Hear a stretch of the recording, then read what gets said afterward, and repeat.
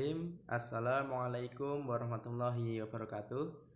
Teman-teman santri Madin, kembali lagi bersama saya Ustadz Muhsin di mata pelajaran tarikh. Nah, di mata pelajaran tarikh hari ini kita akan meneladani sahabat Rasulullah SAW bernama Zubair bin Awam. Nah, siapakah Zubair bin Awam ini? Jadi beliau memiliki nama yakni Zubair bin Awam bin Khuwailid bin Asad bin Abdul Uzza bin Qusay bin Kilab, ya. Merupakan keponakan dari Khadijah radhiyallahu anha, ya, karena ayahnya ini adalah saudara laki-laki dari Ummul Mukminin, ya, dari Khadijah ini.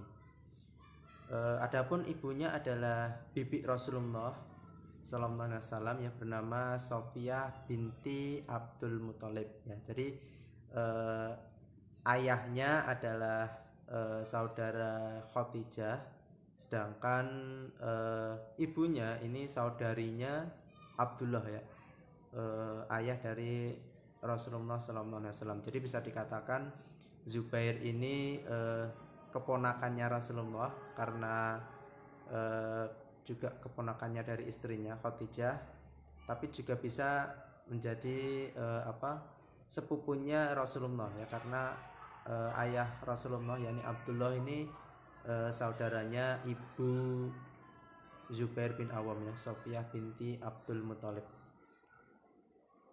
Kemudian Zubair bin Awam ini lahir pada 28 tahun, ya, sebelum hijrah, ya, sebelum tahun hijriah. Jadi kurang lebih tahun 594 Masehi, ya, kurang lebih segitu. Terus juga masuk Islam saat berusia 15 tahun melalui perantara Abu Bakar As-Siddiq radhiyallahu anhu, ya.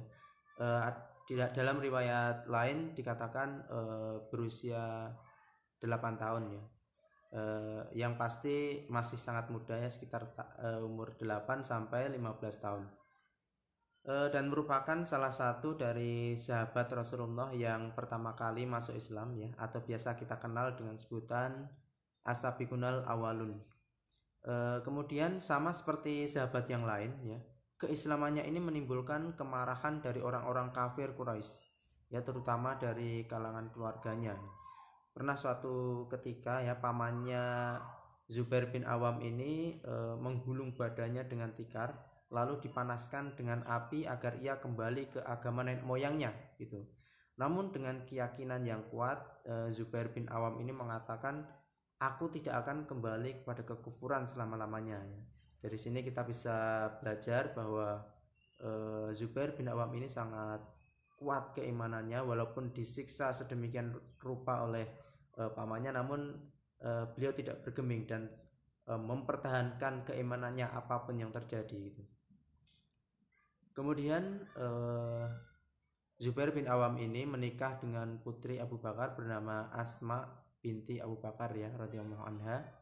Kemudian Rasulullah SAW memberinya gelar yakni Hawari atau pembela Rasulullah SAW. Zubair bin Awam ini juga ikut dalam 2 kali hijrah, ya, 2 peristiwa besar, ya, hijrah Islam, ya. Yang pertama ke Habasyah di Ethiopia, Habasyah atau Ethiopia, ya. Terus juga ke Yasrib, ya, atau ke Madinah, gitu. Kemudian beliau selalu mengikuti perjuangan peperangan bersama Rasulullah SAW. Tercatat beliau andil dalam perang Badar, perang Uhud, dan penaklukan kota, ya, penaklukan kota Mekah, gitu. Dan juga setelah wafatnya Rasulullah juga ikut andil dalam penaklukan di wilayah Bizantium dan Persia, gitu.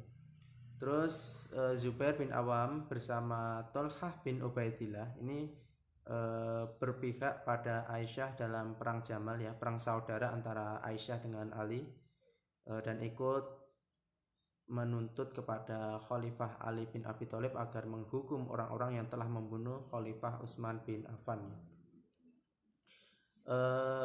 Wafatnya Zubair bin Awam.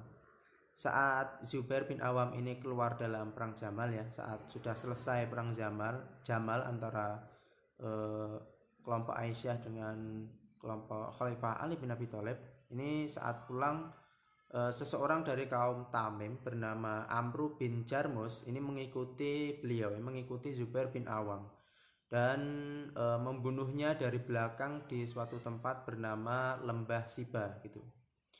Lalu Amru bin Jarmus ini pergi ke Khalifah Ali bin Abi Thalib dengan menduga bahwa Ali bin Abi Thalib ini akan gembira kalau Zubair bin Awam ini terbunuh. Nah, setelah mengabarkan kepada Ali bin Abi Thalib, Khalifah bin Abi Thalib tidak sesuai dengan dugaan Amr bin Jarmus ya. Khalifah bin Abi Thalib ini marah dan berteriak kepadanya gitu dan berkata bahwa berikan kabar kepada pembunuh putra Ummu Sofiyah ya dengan neraka. Sungguh Rasulullah SAW pernah bersabda bahwa pembunuh Zubair adalah penghuni neraka gitu. Nah, sekian ya, wallahu a'lam bishawab. Mungkin cukup sekian dari saya. Apabila banyak kesalahan, saya mohon maaf. Wassalamualaikum warahmatullahi wabarakatuh.